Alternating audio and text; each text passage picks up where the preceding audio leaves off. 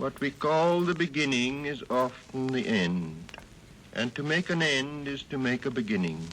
The end is where we start from.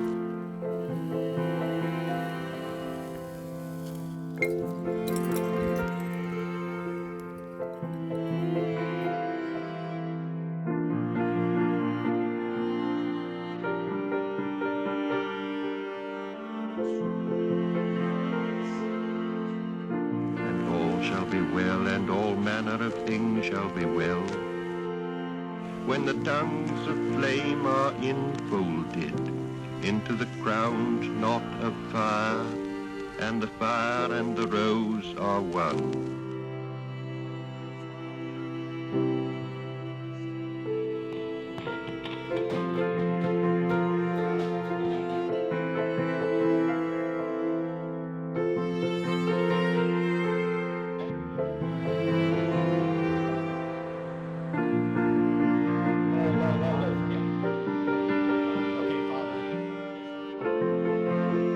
You walk anywhere in a cassock and you're getting looks because they don't know who you are, what you are, if you're safe or not. Especially as an Orthodox priest in a small southern town in Texas, you feel that it's palpable when people look at you. It's a tension in my life.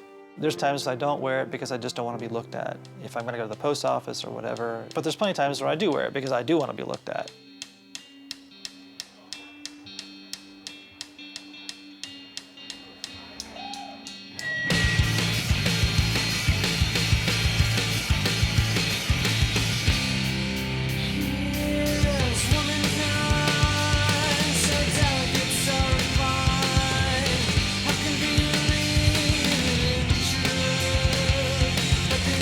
That's the best live show I've ever seen.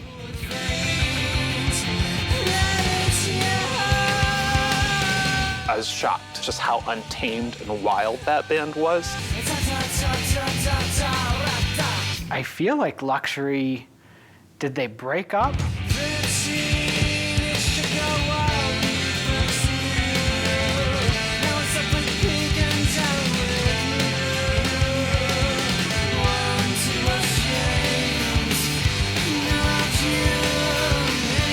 I remember thinking, like, how does such a great band come from such a small place?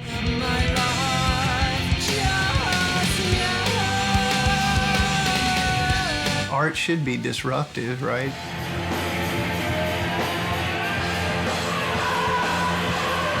Wow, that is louder and noisier and harder than most of what I listen to, but oh, wow.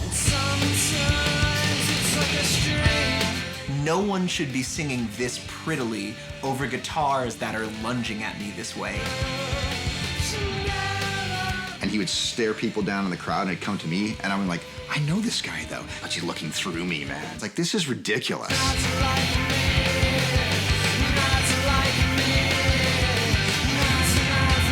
Why didn't Luxury make it? Did the Christians kill him?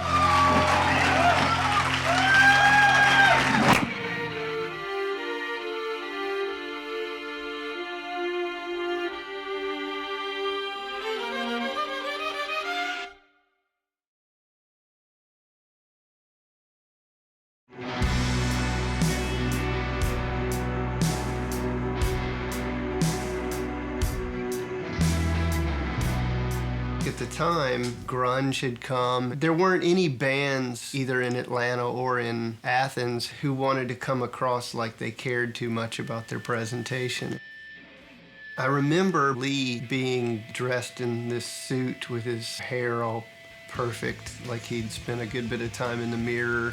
I remember being initially repelled by that. I couldn't understand how a rock band was going to play in that scene with that. A really self-consumed lead singer.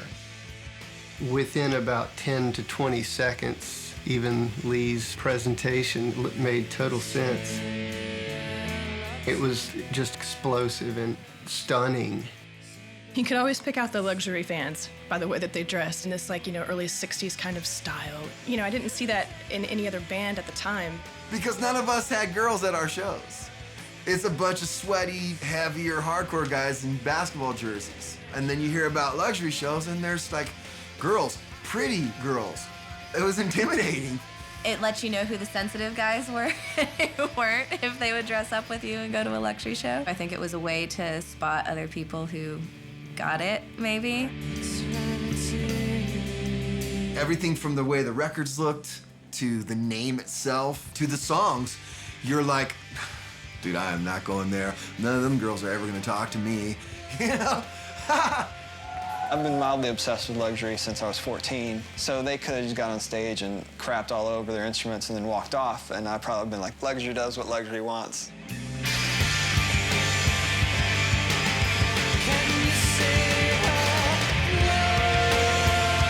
Who is this dude and what is he doing? A lot of eye contact. You weren't just watching a band, all of a sudden someone was looking at you. It made you feel uncomfortable. And you're like, don't sing to me. Are you singing to me? You could see guys be like, okay. I didn't feel like it was because he wanted to be your friend. I think it felt more like he deserved to be heard and you needed to shut up and listen. Seeing Lee like live, I was like, that's the kind of front man that I want to be. Shh, be quiet. I never think that Lee really like knows like what his reach has been. Everybody loved to watch Glenn play drums. There's a lot of things you're like, what is he? You couldn't tell what he was doing. He's an animal. The thing that sticks in my mind about watching Jamie play guitar is the blood. Going on after they played was disheartening. They just did something completely punk in spirit, and Lee was challenging on levels of intellect and emotion, and we're just kind of a big dumb rock band. That's what it felt like. And I thought, God, I can't believe these guys are from Georgia, you know?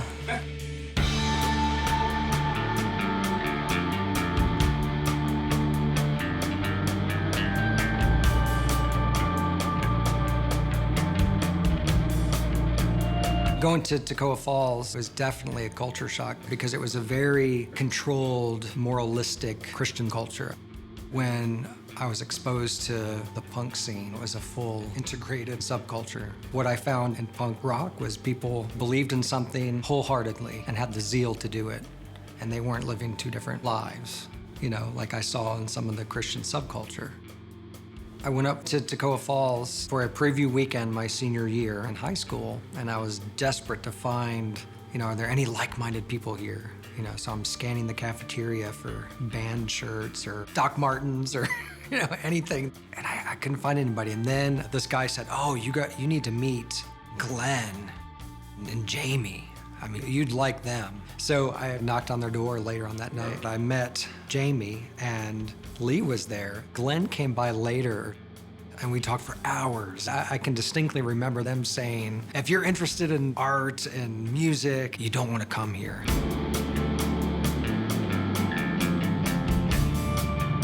You know, they were trying to talk me out of coming, but there'd be some people here that are like-minded and their musical tastes are different, but anything that's non-mainstream was good enough for me. Went there the next year. I went to see them practice, and I'm watching Glenn play, and as a bass player, I said, I'm going to play with that drummer.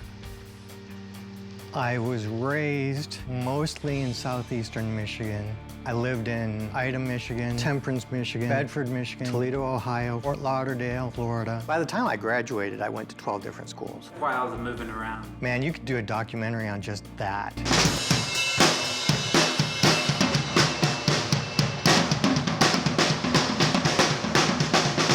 My mom remarried when I was about 4. My stepfather sold costume jewelry, also known as junk jewelry. My mom brought me home the first Queen album and Alice Cooper, $1 Billion Babies. She would see like a Kiss display at a record store and ask if when they were done with it, if she could have it. When I was 7, I got my first set of drums. Shortly thereafter, the decision was made to move into an RV and travel with the carnival. Up to that point, everything in my life was strange. Then it gets weirder because it gets darker, and I don't know that I really want to go there.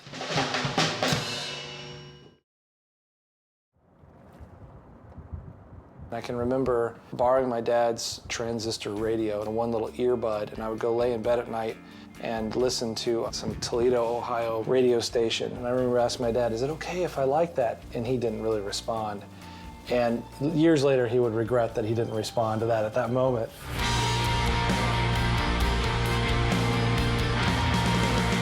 I used all the money I had left from the gifts I'd been given from high school graduation to buy a Fender Squier. And I taught myself how to go as quickly as I could from chord to chord. I came to college, and Glenn Black was already there, and he was playing with another guy. And so they brought me on, and we played for about a year, and that really got me to the point where I understood how to be in a band. Our father was an evangelical pastor, so we moved around a lot. Being younger, you don't really know why you're moving. It was kind of just what we always knew. I was born in South Carolina, I lived in Georgia, and Alabama, and Florida, Ohio, Michigan. No real sense of this is where I'm from and this is my home. I had a very one-dimensional relationship with everybody. I really began to love music in high school. And so it became a part of my identity, part of who I was, became a thing. So I would come home from my freshman break, and he had Depeche Mode pictures all over the walls. The next time it was all Smiths. He had developed his own taste. I knew he'd be joining us at Toccoa Falls College in 1990. When I met Lee, he was just, Jamie's younger brother who thought he was Morrissey. And so I had the idea that he would come in, and I would get him to play guitar, and then I would sing. He had never played anything. But he came in and immediately ended up becoming the singer, much to my own surprise and frustration, because I really wanted to be the singer. Like, I was just hanging around. For whatever reason, I had come to college with a pair of maracas and a tambourine. I couldn't sing at all. But there was a lot of style there, and there was a lot of panache. That took a while to come out. Once it came out, it was unstoppable. We played with a guy named Todd Monroe who played drums for us, and then eventually Glenn came on. The first time I remember seeing them, it was a talent contest. Lee got up there, and he was just like, going for it. I think I realized at that point, yeah, I think he's gonna manage just fine. I'd never been in a band that had a front man. I didn't have enough wherewithal to be frightened of doing it, and I could just kind of get up there and make a fool of myself, which is certainly what I did. He was more of the token front man that couldn't really sing. Sorry, honey. He's not, now he's angry. And singing was incidental. It was more of just delivery and attitude. He picked up the mic and he was in control. I couldn't do that. I didn't have the moves. All I could do was be what I was, which was kind of a blunt object. I loved the performance of it, connecting with people and watch them laugh at you. He had charisma. Even then, even if it was just like a little bit, I could sense it. I remember thinking, crap, I need to be in a band with Lee. This is the craziest thing, but I was like, Lord, I need to be in that band. I don't even remember his vocals. Glenn came on and the deal was sealed. So that first year, we were called The Shroud. First time I ever heard them, I was walking on campus. I heard this screeching, horrific noise, and I thought, what's going on down there? And they were practicing, and I remember thinking, these guys are terrible. We were just trying to get shows in the clubs in Atlanta and Athens. We would just play wherever we could. Skate parks and restaurants and libraries, bookstores. I mean, there were so many shows where there were like 4 people there. Lee's jumping up on the speakers. Jamie's busted his fingers open again and he's yelling. There's like no one in the room. And Katie and I would just sit in the back of the room and we're just like, oh, what are we doing? That's what I remember the most, are the shows that nobody showed up. Toccoa Falls College was cloistered away from the town of Toccoa. And this little bubble, it just seemed like these two worlds never came together. And you'd go into town and you'd see all the teenagers just hanging out in the parking lot, getting drunk on a Friday night. And we just thought, how cool would it be to have some, local venue? And we found this place. I think we got it for like $150 a month. So then we started having shows there. The kids from the college, many of them came from kind of a sheltered environment. They were only allowed to listen to quote-unquote Christian music. Just exposing them to a new kind of music. And then I think the kids in the town. I mean, it was kind of rural Northeast Georgia. So I think a lot of those kids had never been exposed to a lot of non-mainstream bands and that you could do this in your town. I think that there was like this cultural thing where you had these two audiences, and people who were only listening to Christian music were rather shocked and appalled by what was happening. And some people just thought it was amazing. There's been a lot of talk around Toccoa about a new club called The Dish. This is my first night here to hear them, but they are just extraordinary. His mannerisms were extremely controversial for a Christian setting. The subtle things that he was doing, I felt like he was taking the piss out of a lot of people. I was like, this is good. Lee always, to me, gave off this ambiguous sexuality. He's like very handsome, so there's like a disarming thing about that. He will interweave strange, effeminate things that seem like they are purely to cause people to question what they feel about things, you know? It's just awesome. They're a great live band. Yeah. Like, they kill everybody. The hair behind the drum kit, and Lee had the high and tight before anybody had the high and tight, and just was like rocking it. Back in the early days, themes started to emerge in the lyrics, which would become important.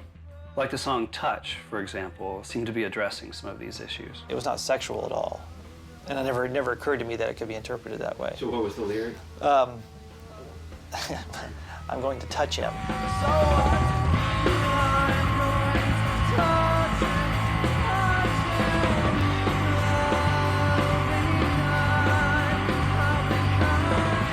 It could be interpreted a certain way. Basically, it's about beating someone up. I remember reading someone reviewing it and saying it's about reaching out and touching God. Made me guffaw because it was just absolutely not what it was. It was the second year that things really started clicking. We were performing quite a bit and we were practicing a lot. We became a much more serious band, and we blocked out a big piece of time to where we would seriously work on the songs.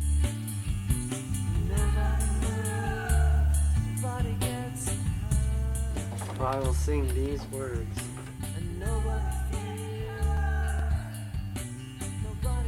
This weird mix of styles is coming together to become its own thing. We're all coming from very different places and different ideas, but it totally worked.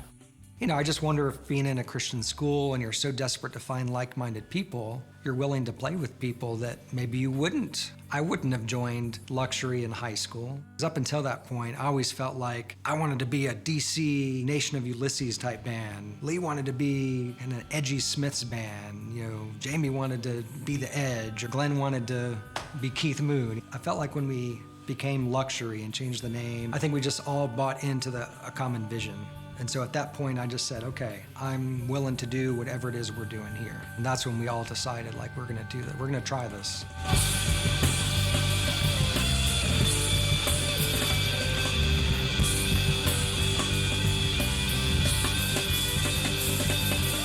It's not the best name. It looks much better when you read it than to say it.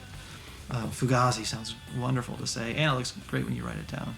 It was kind of ironic because we were all dirt poor, and none of us had any hopes of living luxurious lives. They lived in a trailer park in Toccoa. The floors were caving in, no air conditioning. We were all working together, practicing twice a week. I worked with them on construction sites. Chris and I painted houses. We built homes. They work hard. They have a blue-collar punk rock ethic. You know, that's when things really started opening for us in terms of getting better shows.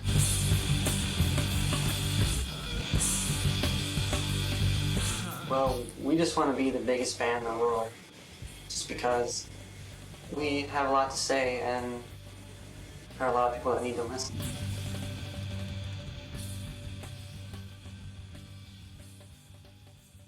We met the guys from this band called The Prayer Chain, who had gotten very big in that Christian alternative music scene. They came to Toccoa and played a show. They were telling us that we should go to Cornerstone, a huge Christian festival, just to get our name out.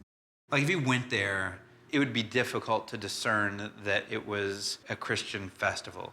Rock bands, punk bands, not easy listening. It was about as cool a thing as that kind of thing could ever be, which was sometimes kind of cool.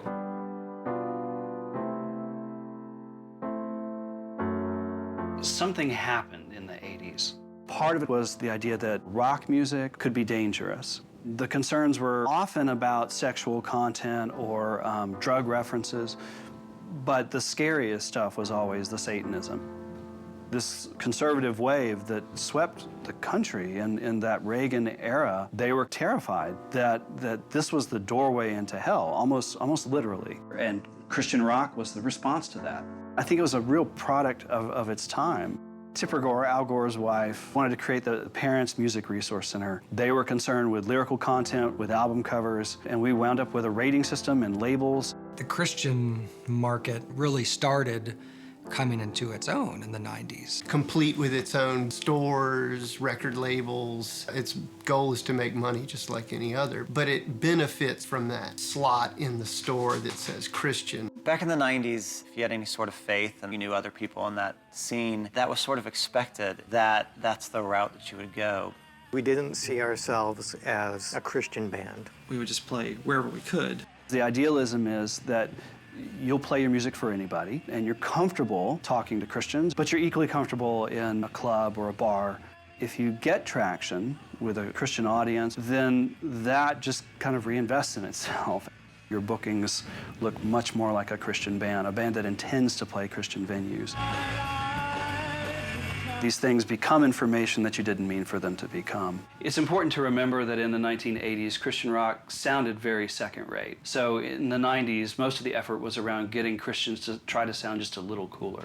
That was before Sufjan Stevens and before Page with a Lion had left Tooth and Nail. The thing that changed is, I think, when Tooth and Nail Records came out. Their whole thing was making cool records by Christian artists that weren't mainstream Christian music. They were edgier, they were willing to take some more risks. Tooth and Nail Records never started off to be an exclusive Christian label. You will never find a print ad or anything that says this is Christian, though a lot of the records, not all, were sold in Christian bookstores. And Christian music as an industry drafted off of Christian books, and it used the same distribution systems. The mechanics of it were not set up to parallel any other kind of music. When they left, my advice for them was, whatever you do, don't sign with a Christian label. So we got out to Cornerstone. There were huge stages where the main bands played, and then there were the impromptu stages for bands that no one had ever heard of. You got up there as quickly as you could to sign up for a time slot to play. Brandon from Tooth and Nail came by a few times. We said, I'm gonna come see you guys play. We got there on a Thursday, and by Saturday, we still had not gotten a slot. So it was the last day. Things were looking pretty bleak. Then a slot came open, and we nabbed it. There was another band that played, and there were literally like 4 people watching them. We get up there, we start playing, and people just start flocking to the stage.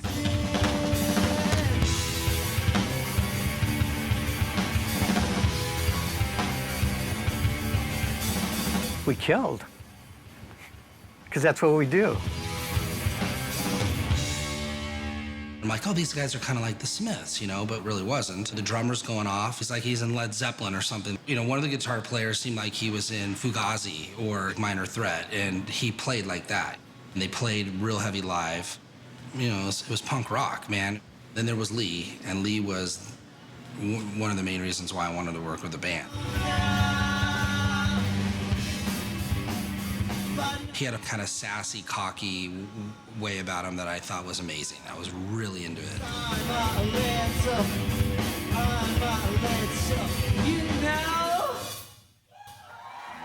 Immediately, Brandon came up to us after we played, and he wanted to sit down with us then and there. Offers us a deal on the spot.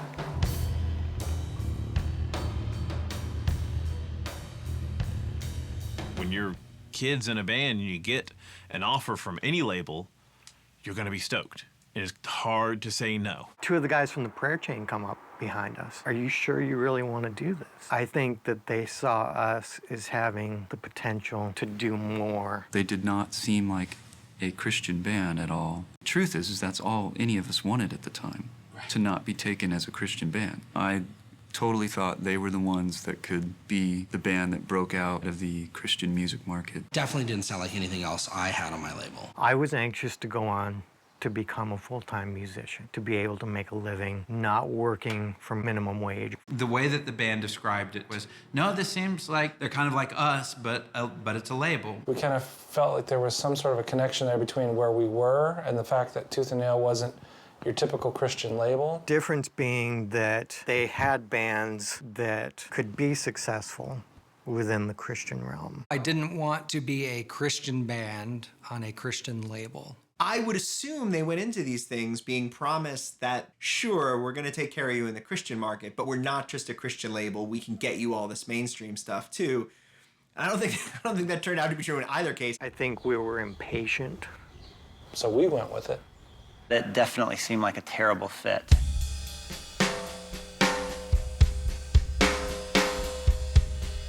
Tooth and Nail booked us at a place called Neverland Studio, which was run by Steve Hindalong and Chris Colbert. I remember seeing a Luxury for the first time at a festival, and I just was astounded.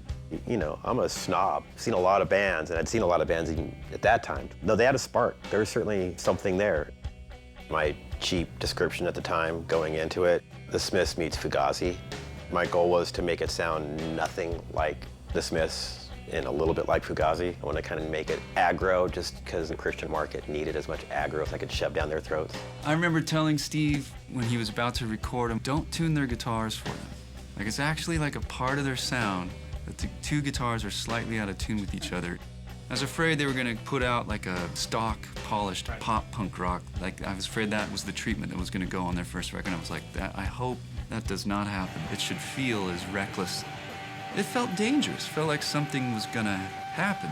That's what a rock show should feel like. I didn't have a sense of how to sing until we recorded our first record with Steve Hindalong, and he said, hey, by the way, here's how you sing. This is what it means to be flat. This is what it means to be sharp. It really helped him develop into a better singer. I think I was able to get Lee confident in himself and uninhibited, and Lee's kind of like the wild card. You know, a guy that has to be, you want to navigate him, or you just want to let, you know, what do you do with this? He's sang beautifully. He's got such a sweet tone. Well, here's my skin. Now where's yours? Now where's yours? Now where's yours? We really loved Lee's voice.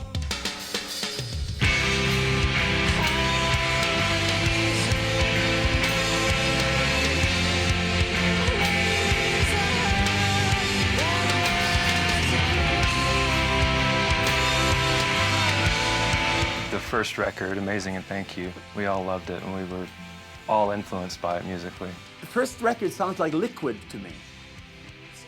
I really like that. The music is, there's some mystery to it, and the lyrics just feed right into it. I didn't know anything about Luxury. This magazine had a one-page ad. I heard it just immediately, fell in love with it. So extreme in its own sound, and everything is so roughly elegant. Such things have always appealed to me. You can just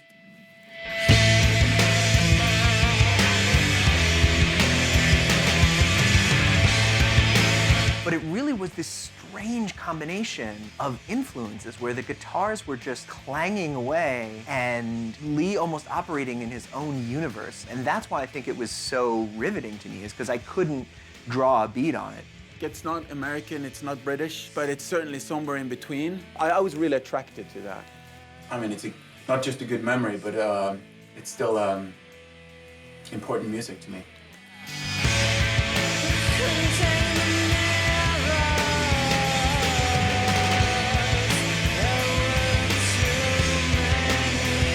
But I didn't understand what this band did on this label. They were so different. They just happened to be signed to a label that signed Christian rock bands. I never thought there was anything about it that seemed relevant to what American Christianity was trying to shove down people's throat. It just seemed like a band doing great songs, loud. Their first record came out, and it was sold in Christian bookstores. And I think it bears noting that they're Christian bookstores. They're places to sell books. We made a decision to put them in Christian bookstores because at that time, my whole philosophy was like, a Christian bookstore should just celebrate artists that are Christians creating art, but they don't have to necessarily have an evangelical message. There was no way to classify it as Christian, other than that it was on a Christian label. It was like nothing discernibly Christian about the record. If you give thanks to God or whatever in the liner notes, that can at least keep you on the same page as, you know, the other bands that are being sold. We didn't do that. Why we didn't do that, I don't know. Maybe we would have sold more records. I don't think we ever made a point of making our faith or God a selling point. Mostly we played, you know, venues, you know, clubs, not Christian things. And anytime we did, because we would occasionally, I mean, they just always felt so awkward. Okay, I didn't listen to Christian music. The bands that were overt in their message about Jesus. I didn't write about those things. I never intended for our music to be about any of that.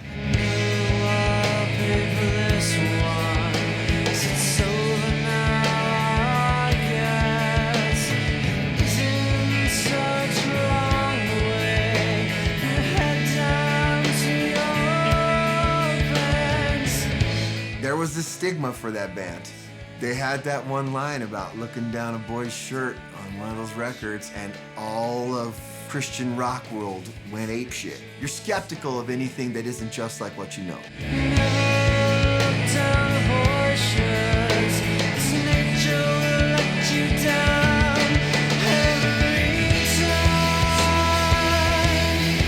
There wasn't anything else happening like that at that moment. Things were super masculine. There was discussion about that. You know, are they or aren't they? Oh, people thought they were gay dudes. I mean, everybody thought, oh, Lee, that Lee guy's gay. The discussions about that song often involved giggling.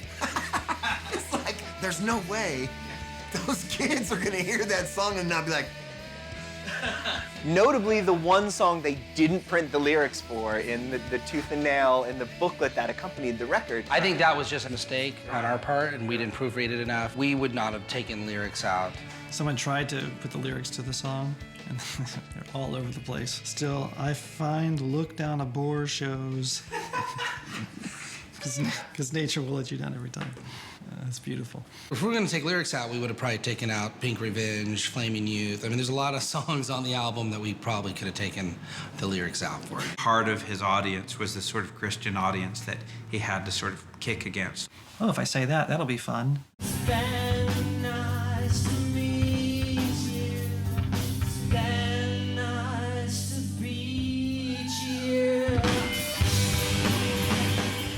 Probably Pink Revenge would be the most likely to get trouble.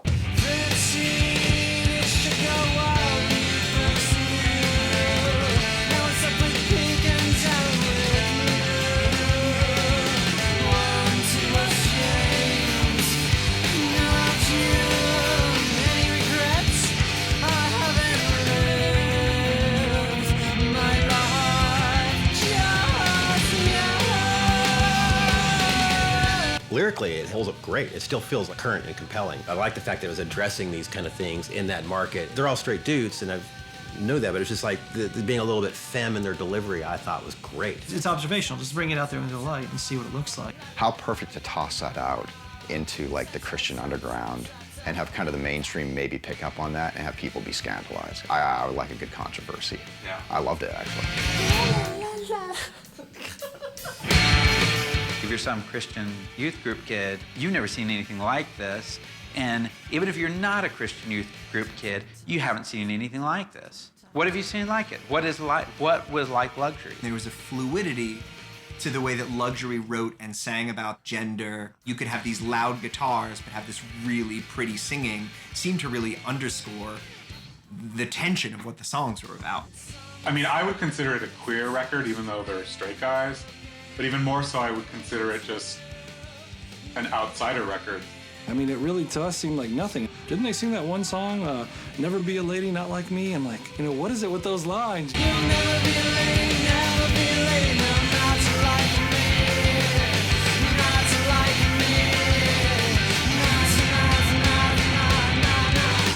not. It wasn't controversial. Christians tend to have this inability to take a joke. He had a style and grace that everybody wants. He was a rock star. by definition. Positioning himself lyrically as an object of desire was unique for his market and the Christian part of their audience especially, but it completely coincided with his stage persona.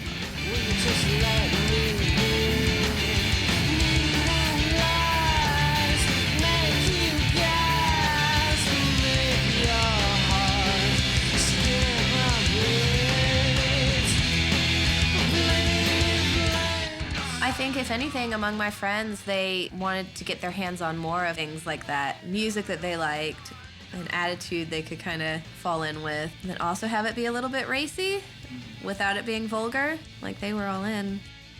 He had a repressed sexuality. Yeah, I think I would say that. That's how I read that music. You have to define repressed. I mean, I was a married man, you know, by that point. Sex has always been sort of a central theme with a lot of my songwriting. I wasn't embarrassed by it at all. You weren't embarrassed for him, you were embarrassed for yourself. He's telling me everything that I need to know and that I do know but that I can't admit.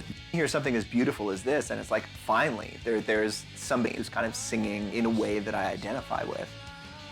We had CDs returned left and right. I mean, we'd sell a lot. They'd come back to the Christian bookstores because people didn't know what to do with the lyrics. I think our music came out of that tension. So, you know, when these Christian bookstores didn't want to sell our album, that means we're doing something right. It means you're challenging people. I mean, I'm all for that. Art should be disruptive, right? There are people of faith who are making art, and if you're making art, you are going to ask questions provocatively, and you're going to make people uncomfortable, or else you're not making art, you're making propaganda. I don't think that Lee was the least bit conflicted about it. I just don't think it was on his radar, for whatever reason. I'm not the right person to ask about a lot of that kind of thing because I never thought about it. Why? You know? All I cared about was writing a clever song. Like after Amazing and Thank You, there seemed to be this trajectory developing. Like they were going to play progressively bigger shows and be a really big band. This is perfect. Like these guys are the trajectory is nothing but up. Especially with Lee having that kind of quintessential rock star ethos. I was brought on to Tooth and Nail to do PR. I didn't know anything about them really. There was one bad photo we had of them. Listen, none of us fully realized what we were dealing with until that summer at Cornerstone, when we all saw them live for the first time. And we stopped and we stood in the colonnade for a while. Everything was okay. For a while, everything was okay.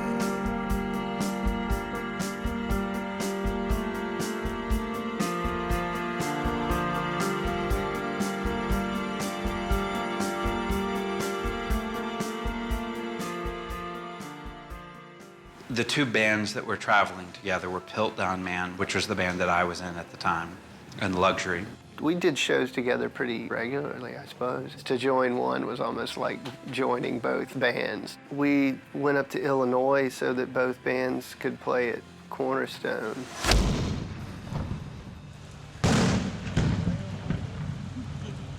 We had two vehicles.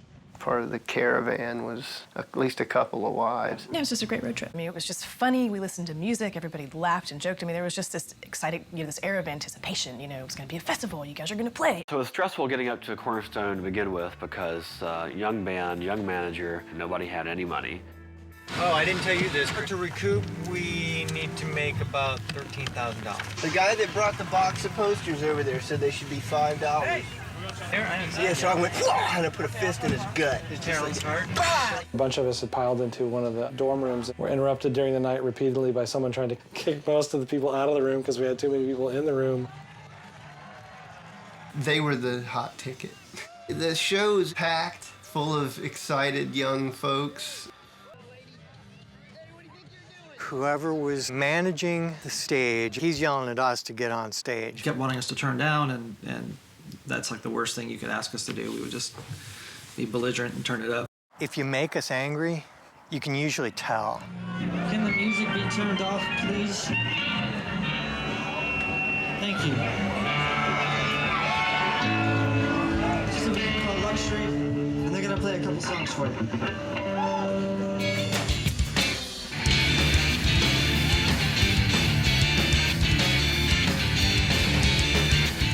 I was right in front of Lee, totally enamored, totally blown away. The moves that that boy had. It was a good crowd, very energetic. No one has seen us play live before.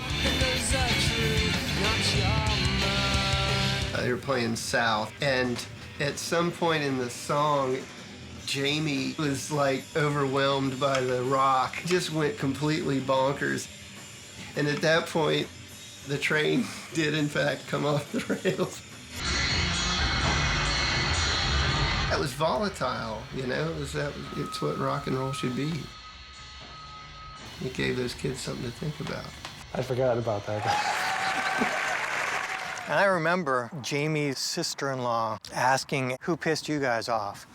When we're very angry like that, I think we tend to play quite well. It was all good fun. When you say enough, really enough. We were all totally exhilarated to go home and make it happen for that band. It was like our crown jewel. They had the songs, the look, the attitude. They had everything. You know, we had our heads raised high knowing that we had that band. Yeah, it was fun till we got back on the road. People tell me that the Luxury show at Cornerstone that year was absolutely epic. I have no recollection. Coming off that high, we got to drive back to Georgia from Illinois, and one day I was in the car following the van with Matt and Matt's wife, Ruth. All of our equipment were in the van, and then I think 4 of us in the car. And So you've got 2 lanes going this way and 2 lanes coming back this way with a big grassy median. our manager at the time, Reed, was driving. I remember took my seatbelt off and flipped over the seat. And so my head was down on the floor of the van and my legs were up. I'm looking over at him. My left hand pulled down the steering wheel. For a second, I could tell the van was not on the highway because it made a kind of, you know. Ordinarily, I would just be easing back up onto the road. I didn't do that because there was a sign coming up. So we're kind of watching this happen. It cut toward the middle of the highway, and then it jerked quickly back to the left, like overcompensating. We watch it go down into this grassy median. We were all saying, like, no, not the median. Like, don't flip, don't flip. And when it got to the bottom of that, You see the van turn. so that it's heading backwards, and that's when it starts flipping over.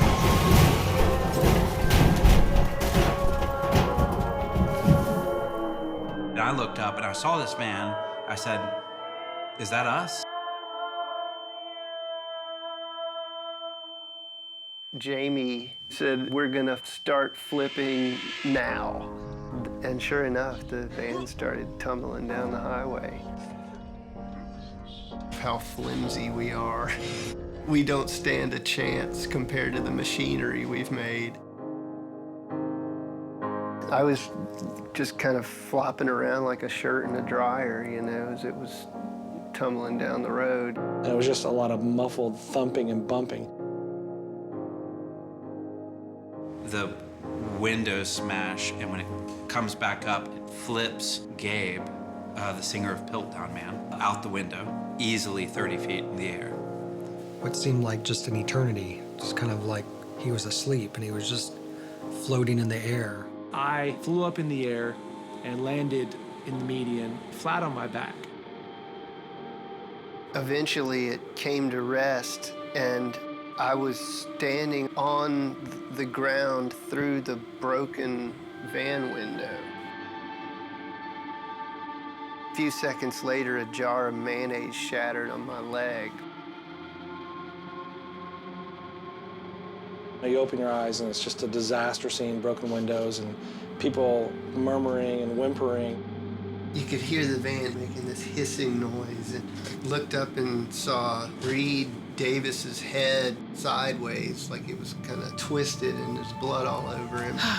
I don't think I've ever experienced pain like that before. But once I was out of the van, I saw Gabe laying in the median of the highway, staring straight at the end of the air. His eyes were open, and he had blood all over his face. He looked like he was dead. He eventually started trying to snort air. I was screaming for somebody to help him. I remember scrambling over to him and falling down on my knees, sitting over Gabe, and I can remember crying and begging God not to take my husband. I ran to the van, expecting maybe everybody to be dead. Lee was under the van. His body was half out of the side window, which came to rest on his midsection. Looking at my brother, I thought for sure he was dead. It was like time stopped. How will I react to this? You know, I mean, it's my brother. We pushed the van up and pulled Lee out from under it. Lifting on the van, I felt like my feet were going to start slipping at any moment and just feeling like they can't slip, but it was outside of my control. I assumed Lee was a goner at that point because he was laying there and he'd thrown up, but the blood had mingled with what had come out of him. I assumed it was his brain by his head. That was the last use I was to anybody in that situation. All that was left of him that I could make any sense of after the wreck was his hair. His hair was still perfect. The rest of him looked like an upturned pizza. It was like, that's how I knew where he was. Like, oh, is he somewhere around that hairdo? It just didn't seem real because, you know, being in the car behind the van, we were fine. And then here's our friends, like, what just happened? And before we knew it, you know, the ambulance was there. And they started cutting Lee's clothes off, and I could see that his hip was just all compressed and it wasn't right, and the bones were sticking out in weird places. I was so upset at that moment. And, you know, powerless his face looked all banged up. And I had to, like, really suspend. At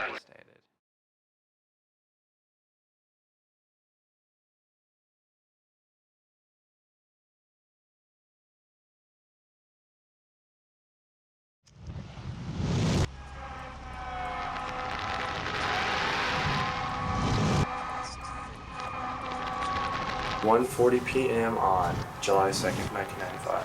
We survived a major auto accident. The thing I recall most is being able to go in and see Lee and them telling me, this is serious. I mean, he's in critical condition, and we don't know if he's gonna make it. I had to assess it because I needed to call Amy, Lee's wife.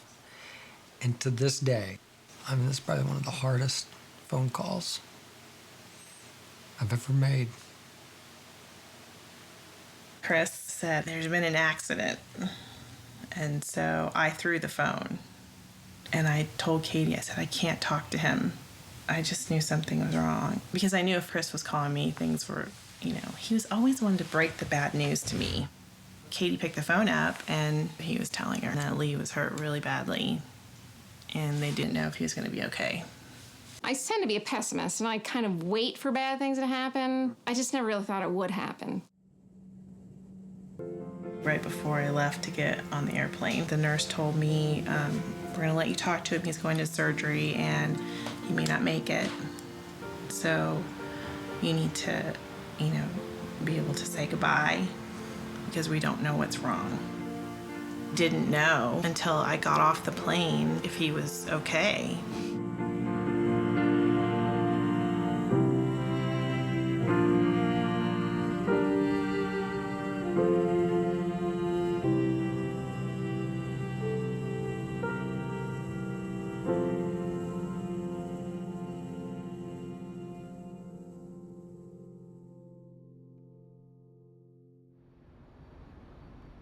I hear them bring Lee in, I call out to him, and then I hear them go to work on him.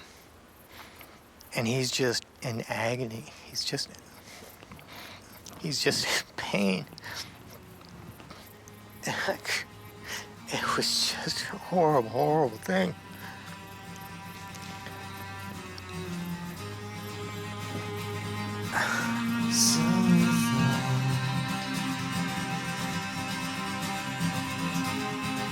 just a little unhealthy, a little weak in the knees. Well, why not?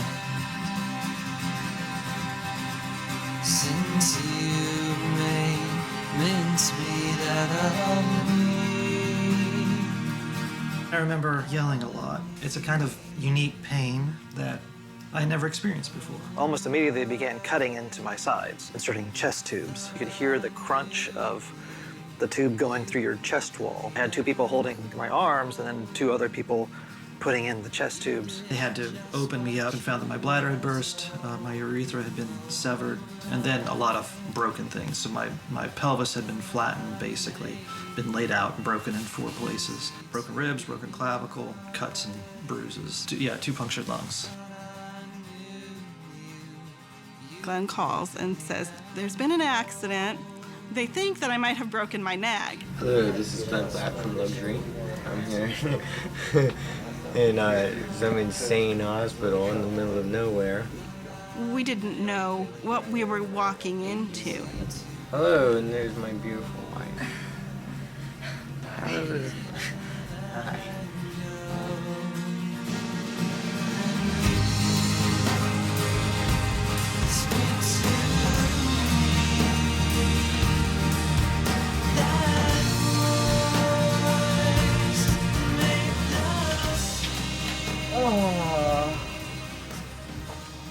Glenn broke his neck. Our manager, Reed, he broke his neck. And then Gabe broke his neck as well. We were all just fucking sad. They were just bursting at that time. Did you hear that Luxury was in a car wreck and Lee almost died? And I was like... I woke up alone in the room, realized something really bad had happened, and just started wiggling fingers and toes. I didn't talk about this with anyone, about how I felt. There was really just kind of a euphoria for a few days. I was just very happy to be alive. No one could understand what we had gone through, and we could all just laugh together. It was honestly kind of a cool time, as strange as that may sound. At the time, I certainly thought that the others felt the same way. Maybe that was also just a side effect of morphine. But it seemed real cool to me. They had cut off my favorite jeans, and I remember thinking, you know, you don't get those things back. Those are hard to replace. All the people joking around the whole time, it helped normalize things a lot, you know, when it was anything but, because everybody's real funny. That whole crew was. You're lucky you didn't get staples in your head. I got staples in my head. You almost hit the stitches in my finger. Yeah, he looks pretty lucky right about now. Is my hair matted? I feel like I would be laughing and fine 1 minute, and then 10 minutes later, you know, I'd be in a corner in a heap, just sobbing my eyes out and embarrassing myself. Lee didn't seem as happy as I was. He didn't look good, but he made not looking good look good. If there's any way to work looking all messed up, Lee could work it. Gabe, on the other hand, looked like a space alien. He looked like an experiment. Hi, I'm Clay Softwood, king of the meat people. Hi, nice to meet you. Good to see you again. Gabe. I've seen you since the wedding. Come here, little girl. We're gonna show you the screws. Watching Gabe and Lee be so doped up on morphine that they had no clue who or what they were. I remember calling Lee. He asked me if my nipples hurt, and I told him no, because all of Florida was with me. The first couple of months, I was totally helpless. I couldn't walk. I stopped eating. I only weighed about 130 pounds to begin with, and I lost about 25 pounds. I had a walker for a few months, and then I had a cane for a little bit. Probably didn't need the cane very much. It was more for show, I think. A good chunk of us could have or maybe should have been dead. The wreck itself was a horror show. The aftermath was a horror show. Everyone had whatever they were going through mentally, but for me it was rough because I was driving. It had certain psychological impacts on me, make me far more aware of how easily we can be wiped out. I mean, I'm still affected by it. Yeah, he's never been the same since. Whenever I see, like, even a van that looks like that, like, it just, that image haunts me. You hear, like, Glenn talk about it, and it's very emotionally troubling for him. Yeah. or my wife. I'm not a very sensitive person. It wasn't emotionally difficult, really. I don't know if that's totally true. It was one of the first instances where I was involved in something that wasn't just like, oh, call our parents and let them take care of it. It was like, oh, we had to kind of act like adults. I don't think I was destroyed by having to go through it. I never questioned God. I never questioned, why me. It was purely physical. This is the kind of thing that, it could go either way. It could have really destroyed someone's faith and just turned kind of very bitter and resentful, and it didn't. I guess it does make you reassess, what am I doing and is it worth it? They were gaining notoriety, fame, whatever, and everything just ground to a halt. And I just feared that it would be such a devastating crash that that music would stop.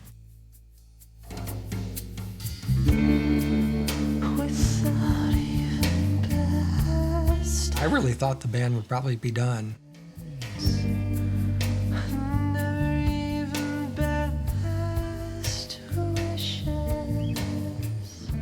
It was over, and we knew it. It never crossed my mind, anything about the impact of the band, but so it didn't matter. It was just like, will my best friend be a widow at 22? Will there be mobility and walking happening? It was more just personal to me. So, what do you expect from life?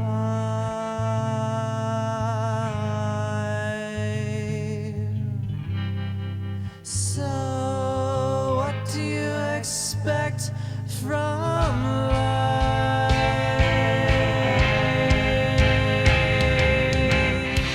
I think what I realized is I love playing music in this band, but if we didn't play anymore, I'm fine with that. I'm glad Lee's alive.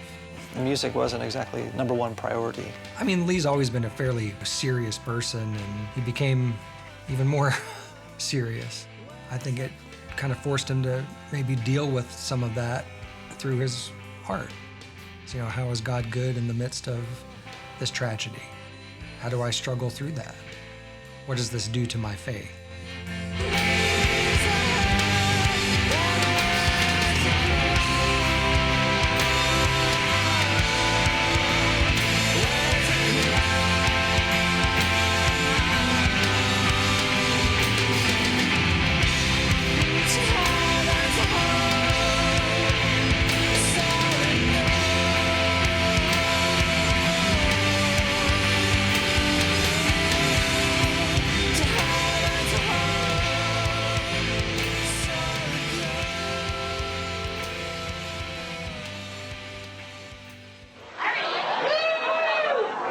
About 5 months ago, I was laying underneath a van and thinking about all of you.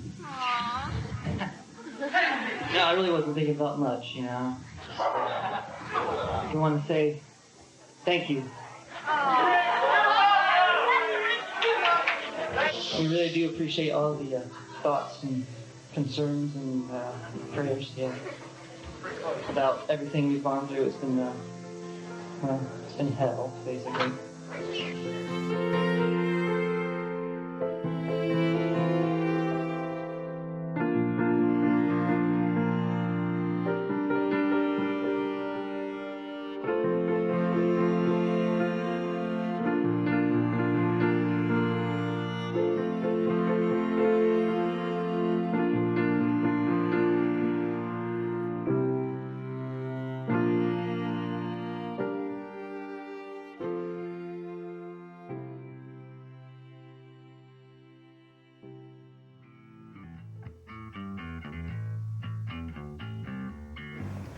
Full Moon Studio. Let me take you in.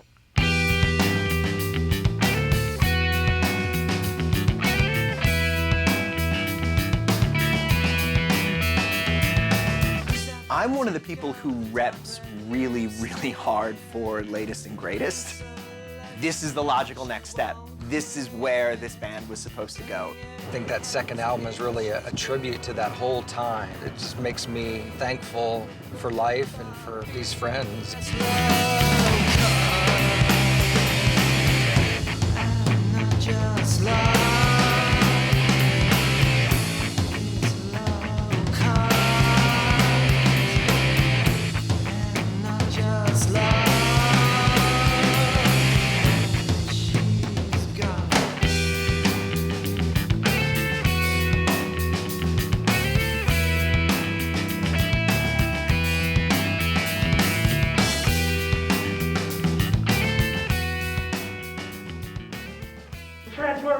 get started.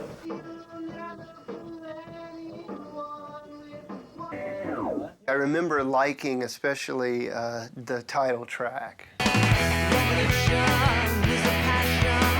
It has that refrain of "I'm the greatest, I'm the greatest." You know, the world should know that by now. That you know, we're the greatest.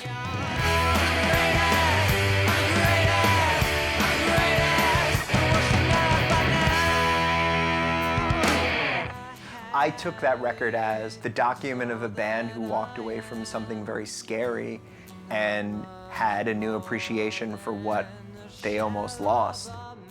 Whereas the first record was all about attitude and posture, the second one became much more serious. The smiles kind of fell away a little bit. For me, it feels intensely personal. Songs like I Know Why the Cage Bird Sings, whether or not they were about this event, to me, they had to be, because they were part of understanding it.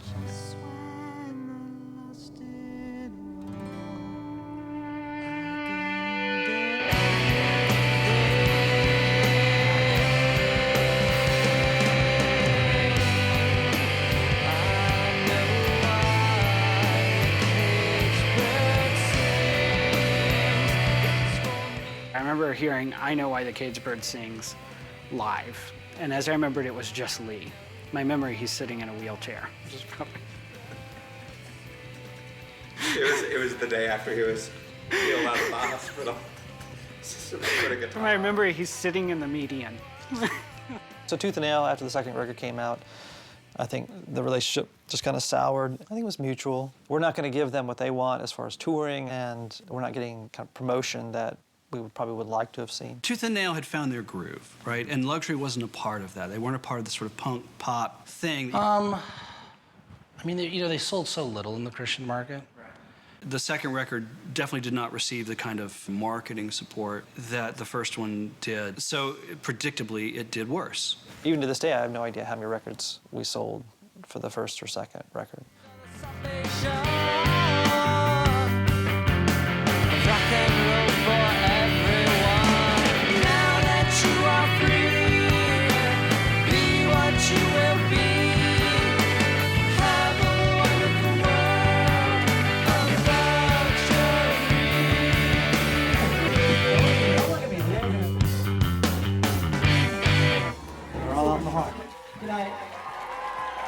There's a luxury of the first two Tooth and Nail records that is a live band. The music is organized that way. And then they started making produced recordings. We had the opportunity to sign with Bulletproof Records and to record another album with Matt Goldman, who was in the band Piltdown Man. It was like the second thing I ever did.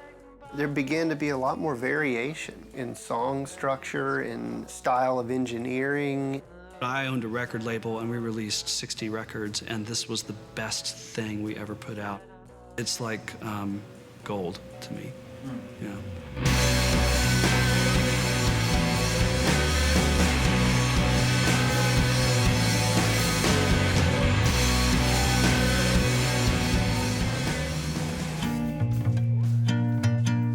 Whereas the first two records, they're socially aggressive. He's singing about transvestites, and he's singing about prostitutes and things like that, and, you know, trying to instigate a feeling. And in the third record, he's kind of too wrapped up in his own thing to worry about making someone else feel something.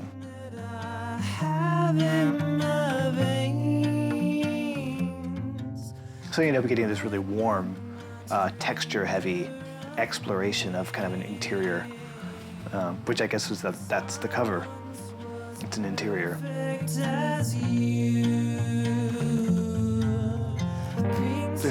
There's not a lot of scandal. The scandal is how kind of transparent he is, which at the time was really, really important to me.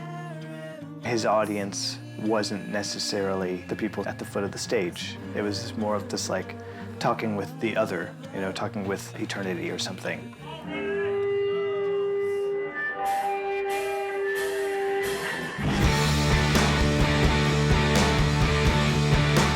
The songs were just slamming, and there's like a really raw brassiness to the recording quality. To Conquer and Destroy, I loved that song. Here I am. Yeah.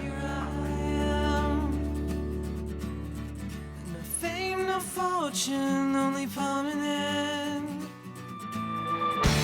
fame is less to be loved and fortune to live on the family land. Look at these hands, look at these hands. The voice is just like haunting. I don't get to give up everything to the record because I don't trust the singer. For some reason, I trusted Lee. There seemed to be something there. I'd probably murder him if I thought it would give me his voice in some way. Several of my friends that I have now, we talk about that record as if it was this private discovery. Store after store refused to stock it. The very first song on this record is full of lyrical problems for a Christian audience. Fat girls, retards, men wearing G-strings, and well-read Christians who are double-crossed whores. All within the space of like one verse. When the third album came out, anytime we were playing, we really wanted to fill out our sound. You know, having Matt on board and asking him to play, I think, well, duh, why didn't we do this before now? Honestly, Lee wanted to be able to prance around on stage freely without having to play guitar. It wasn't somebody from the outside coming in that we had to kind of school in something. I think Matt's extensive musical experience, you know, I think has just been helpful.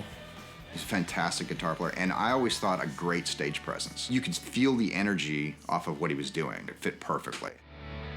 So much more than the shell of a man.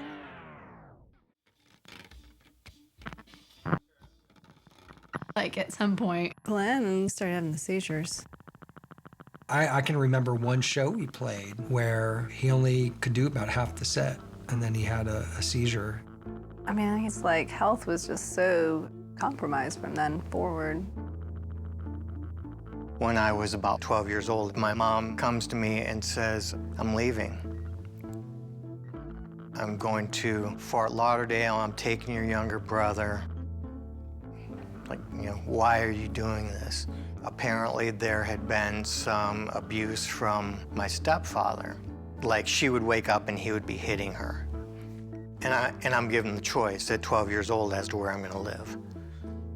Whether I was going to stay in Michigan with my stepfather, the spousal abuser, or go with my mom. The thing is, by that point, I had already been through so many school systems, and I had finally made some friends, and I didn't want to start over again. And so I decided to stay. But then my stepfather went crazy. I mean, literally, he started wearing trash bags on his head, was telling me that our house was sinking. My mom came and got me, took me down to Florida. My mom and I had gone to do laundry. We had gotten in an argument about something stupid. We pull in, I get out, and she says, leave the door open, I'm gonna get out that side. Which there was no reason for her to get out that side. But the gun was in that glove compartment. She said she was going for a walk. So she didn't show up. I'm told to get on my bike, go around, see if I could find her. And then police show up. There was like our little row of apartments, and then on the other side, a little picnic table behind the seafood place. And that's where she was. That's where they found her. And in May, on Mother's Day, my mom committed suicide. Probably not more than 20 yards behind our apartment where we lived. I was 13. My grandmother had told me not to tell anyone that she had committed suicide because it was just, you know, kind of a black mark on the family, so to speak. Oh, I'm screwed up for life. I mean, literally. I hate to even say this, but I have been diagnosed with post-traumatic stress syndrome. I have what are called psychogenic seizures that are induced by stress and anxiety, and that comes from years of not ever having grieved at all with anyone. And I would say also from the accident. You just kind of move forward because that's what you do when you've lived a life where it's just been sort of a series of bizarre things. I didn't know the questions to ask.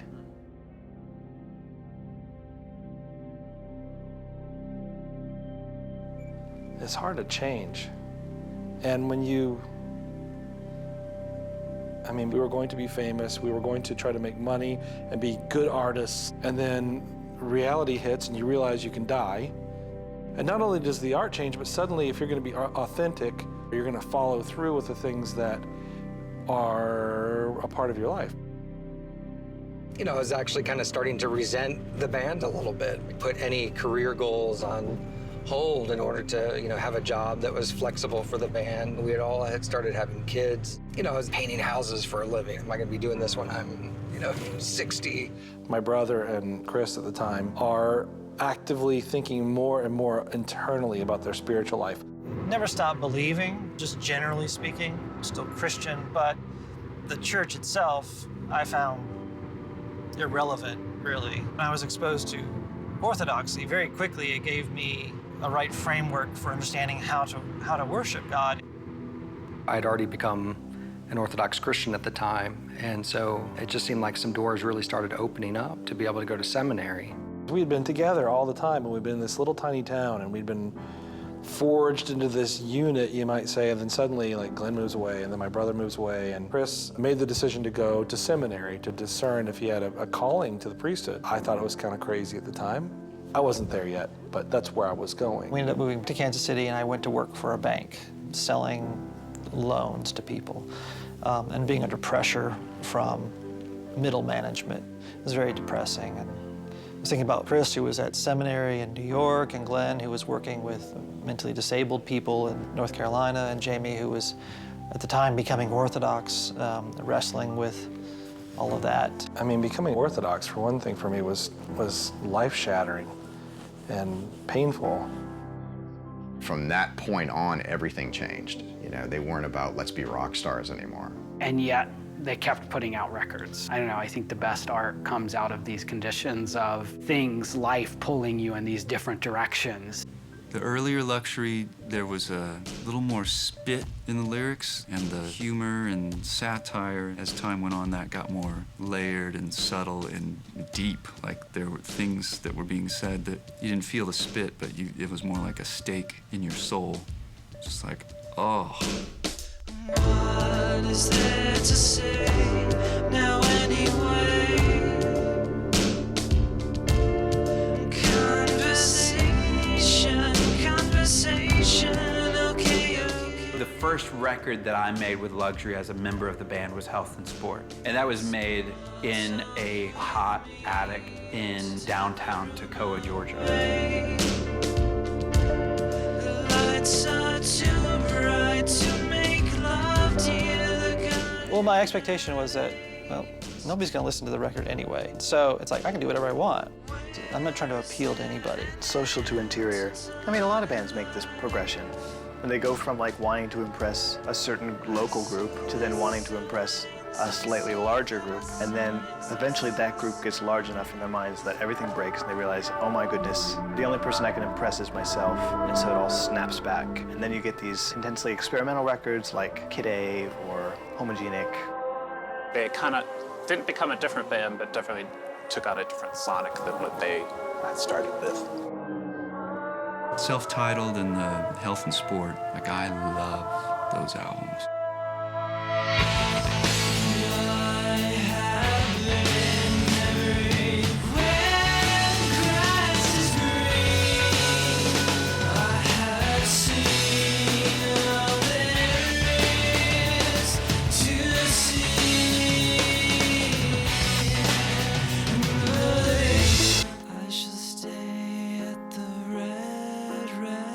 Right out of the gate on Health and Sport, you can hear that Lee's voice is so beautiful and assured in a way that it wasn't in the past. I shall pull the curtains closed. It sounds so much more determined and focused and confident in who they are and what kind of songs they're supposed to be writing. Jamie produced it. It was bits and pieces that he cobbled together into a remarkable record, and one that didn't get the kind of attention that it probably deserved. Strange flowers. Strangers have made love there. Each progressive record, you can tell like there's a maturity and a growth and a cohesiveness as a band, which the first record does not have. It's a jumble of influences like all slammed together, and it's awesome, but it's not as thought through. I mean, I imagine there's way more time spent on the later records. The secret weapon for us is really just bringing the songs back and forth. He gives them back to us, we destroy them, we give them back to him, he straightens them out, and there we go. His songwriting abilities, who knew that was there? I never imagined. Just leave, just leave. This is no holocaust. It's so what you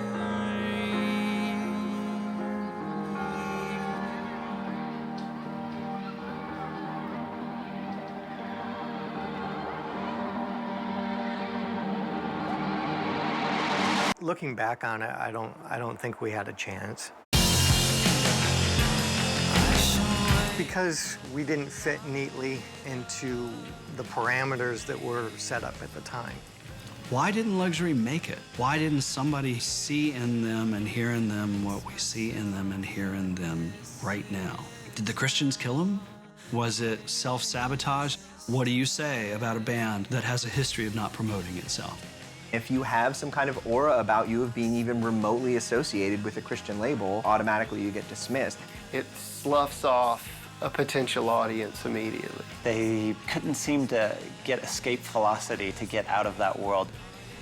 I would have loved to see them on Kill Rock Stars or Discord. They would have been as big as Fugazi or as big as Sleater Kinney, for sure. I mean, I identify as an atheist, but it makes me very angry to think that there's still that kind of closed-mindedness, even on this side of the fence, that it's like, well, this is a Christian band, so it can't be any good. And, you know, they don't realize that's just as narrow-minded. It is easier to stay out than it is to get out. To never have played at Cornerstone might have been better.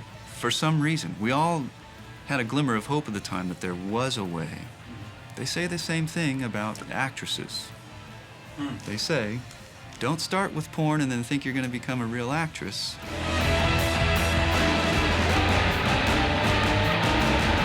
You were in a Christian band, but they rejected you. I'm always surprised when people like our music, and I don't believe it. I mean, I don't believe them.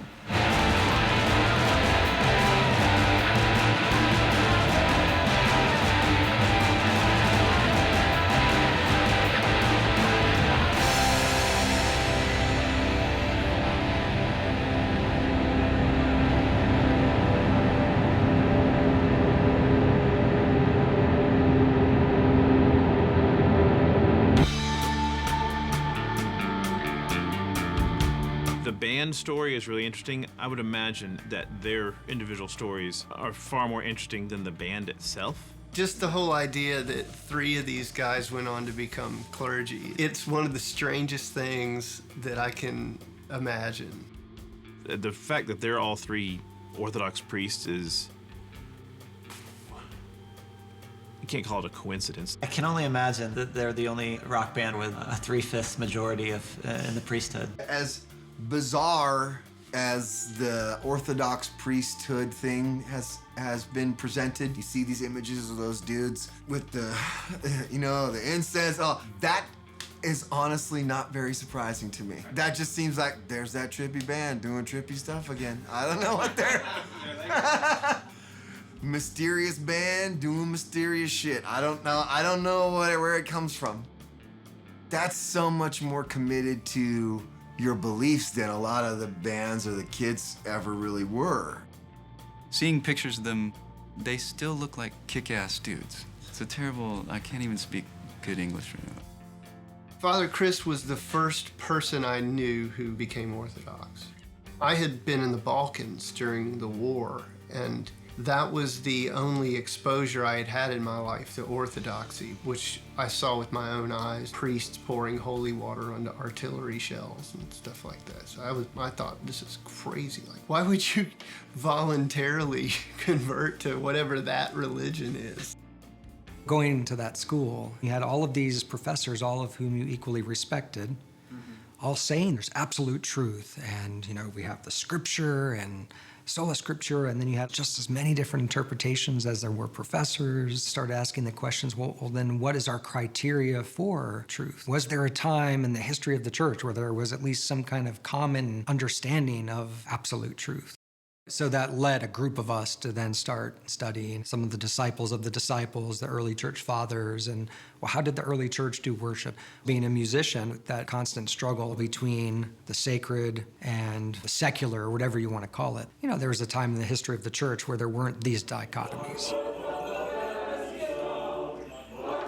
Orthodoxy is a communion of churches that developed in the eastern part of the Roman Empire, the western part developing into what would be known as Catholicism.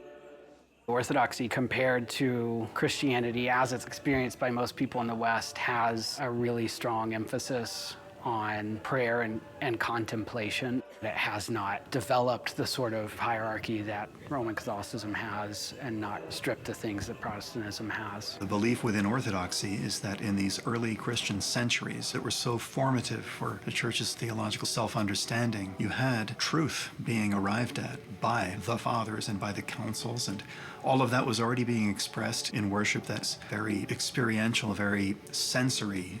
There's music, there's icons that you kiss, there's architecture that you experience, there's incense that you smell. So all of this is of a piece, and together somehow constitutes the particularity of Orthodoxy. With Father Chris, I always had a hunch that he'd go on to be a priest. Now, Jamie and Lee, I didn't see that coming. When I became Orthodox back in '94, I think almost immediately the thought was, this is a life-changing event. I had never really considered the church as an occupation, but my dad was a minister, so I knew kind of what it looked like.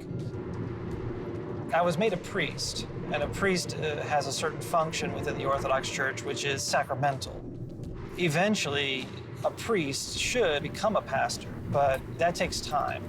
Part of our tradition is the sacrament of confession. That will make you a pastor pretty quickly because you're hearing people's stuff. Not just their sins, but their troubles and their passions. And then you're trying to show them the way to live. And so you gotta grow into that. That takes some maturity. My father was a pastor. The priestly stuff is much easier than the pastoral stuff.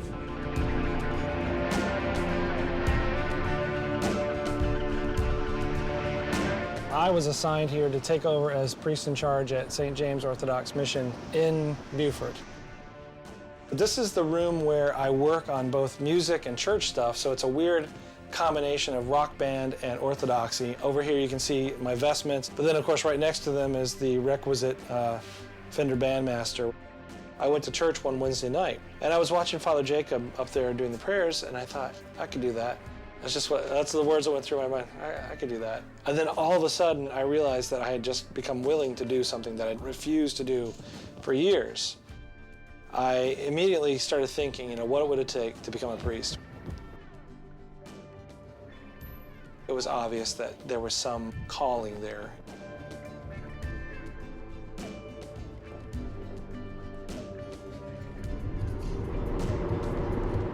I was nervous about learning how to do it well. It's so complicated. There's going to be parts and movements. It's not about you at all, but you hope that you will offer your absolute best to God.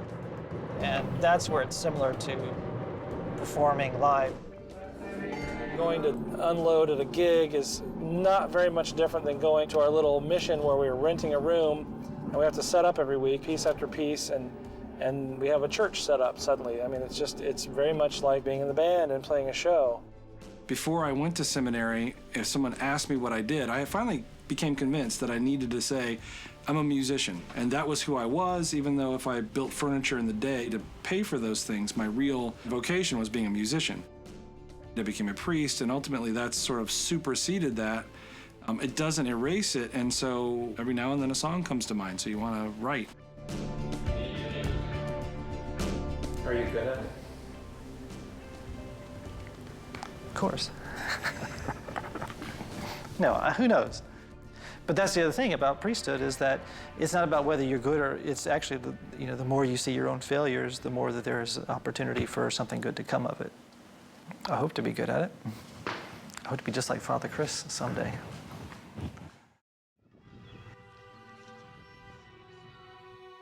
I'm there to bring Christ to people, not myself. I have to be aware of that. Am I bringing myself or am I bringing Christ? So that's hard. What does a priest do? A priest is one who offers the oblation up, who offers something up that then gets returned to us as something life-giving. We don't take wheat and grapes, we take bread and wine, the work of man's hands. And that's what's lifted up unto Christ, and that's what gets returned to us as Christ himself, as something life-giving. As I was thinking about art, music, just everyday life, it's like, okay, that means something. It answered a lot of questions that I had about, if you're playing in a band, are you a Christian band or not a Christian band? It almost just takes that whole argument and just places it in a completely new context. The question isn't, are you a Christian band or not, or are you a Christian artist or a Christian lawyer? It's just, are you by nature of your just life vocation, a priest of creation who offers up the talents, the vocation, the relationships, everything that is your matter, your stuff of life, and are you taking it and offering it up? And then if you're offering it up, then are you receiving it as something life-giving? Back to my punk rock days, somehow that was a yearning that I think has been fulfilled ultimately in the vocation I'm in now. To spend my life doing that and helping people do that in the midst of incredible difficulty and sorrow, to point them towards Christ, that yes, our life has meaning. I love it. There has been no greater joy in my life than standing at that holy altar, leading the people in those prayers, because that is the center of the universe. The cross stands and the world revolves. Hell said he was embittered. It was embittered, for it was mocked. It was embittered, for it was slain. It was embittered, for it was overthrown. It took a body and met God face to face. Christ is risen and the angels rejoice. Christ is risen and life reigns. Amen. Christ is risen. And he is risen.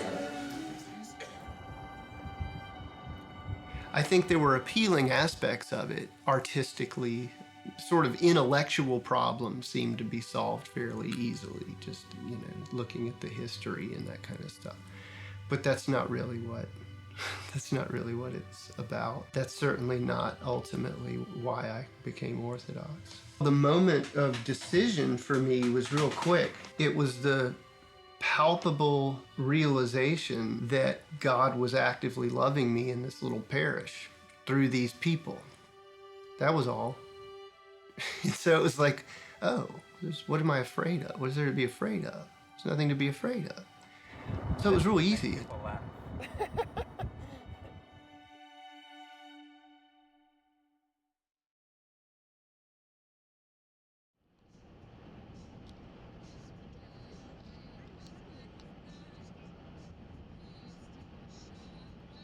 I'm uncertain as to how it's going to go.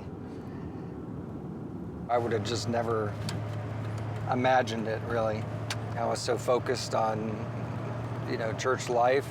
And so I was really excited. I mean, the chance to get together with really my closest friends, make music together. Who wouldn't want to do that? I don't know what everyone has in terms of what their concept is of the record. It's gonna be, it's gonna be luxury. Something new kind of happens every time we get together, and we all walk away at least a little disgruntled with what we did, and that's exactly how it works. We get together in a room, we smash out some of the old songs, and it was horrible.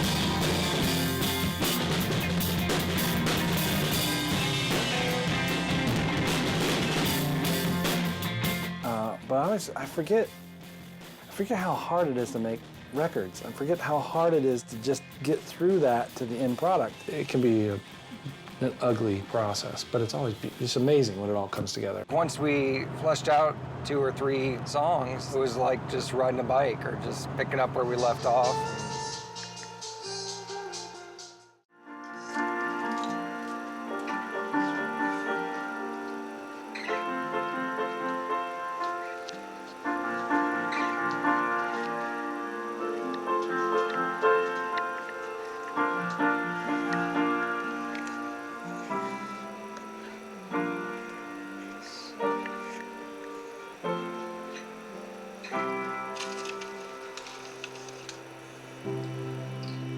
Change your life.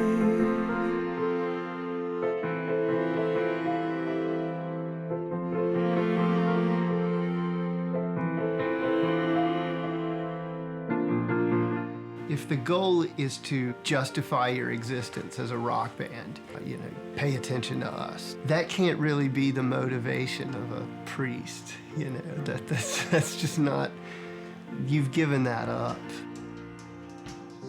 It's sort of the role of youth to kind of provoke and do stupid things. Now I'm a priest and I have responsibility for my family and my community. You grow up, mature, you can still provoke, not just to simply poke at something. Now I'm more interested in looking at things in a more permanent sort of way. Kingdom come, thy will be done on earth as it is in heaven. Give us this day our daily bread. Forgive us our debts as we forgive our debtors.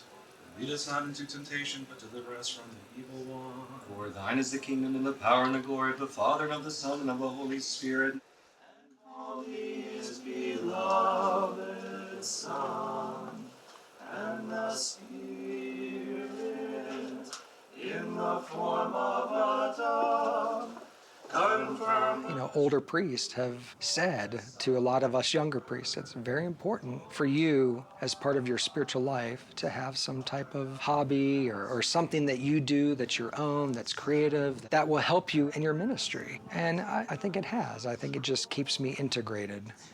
I'm Father Christopher, but I'm also Chris the bass player.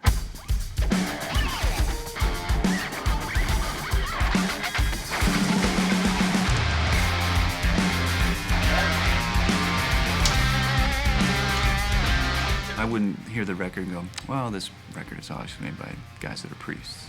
I don't even know what that means, actually. The nostalgist in me loves the first Luxury record. But if I'm being honest, Trophies is their best record. We could dance all day, nowhere to go, no reason to stay. There were times we could dance all day. The warm nights, the flash of the lights, we stood along the causeway and watched the shores decay. Yeah, there were times we could dance all day. I'm going to fall in love with you. What I know of Orthodox priests, they don't seem to be the sort of folks who'd be in a band. Just you expect a certain kind of person to be a priest, I think is the biggest thing, and maybe we're wrong about those kinds of people who are priests. Remember when we talked this way? It does not surprise me that they continue making music. The seamless integration of the two with Luxury validates the integrity that I've always assigned to them. Talk all day. The consequence of a cheaper rent. We'd lie in your room all day and watch the walls decay. And there were times we could talk all day. They don't sing like a band who has all the answers, but they sing like a band who's trying to find them. That, to me, carries a tremendous weight.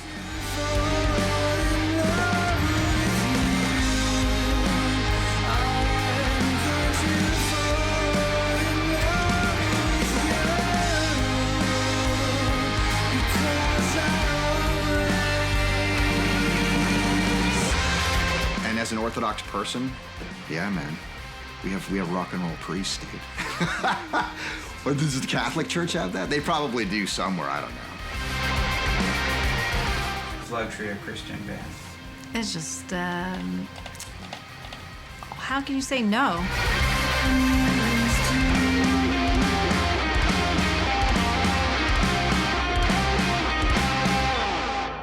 The end is where we start from. I'm finally robed in light. Sadness and sorrow turning right. And I found my treasures, not in the pleasures when I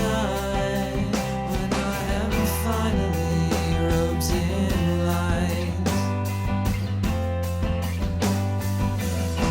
To be so passionless, to be so far from the ugliness that I have always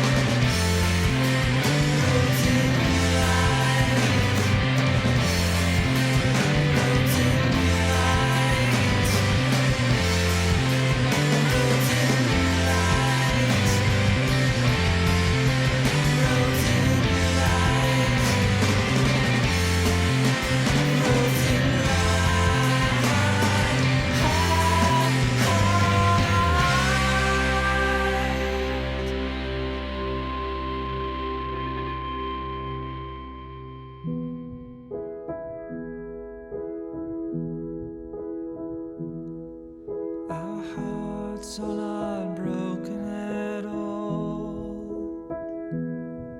Our hearts are not broken at all. It's in the hangman, the empress, and then the tower. But our hearts are not broken at all. The party was fun for a while. The party was fun for a while. I couldn't answer your questions about God, but the party was fun for a while.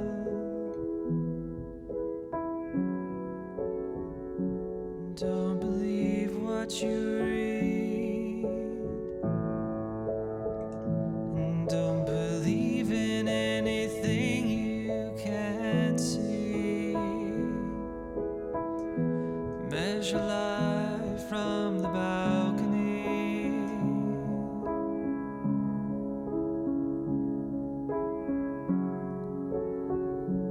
But I want to feel something.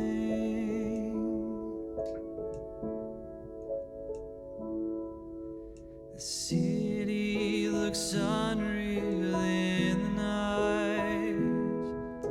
The city looks unreal in the night. 1,000 young faces just killing time. The city looks unreal in the night. The stars do not care.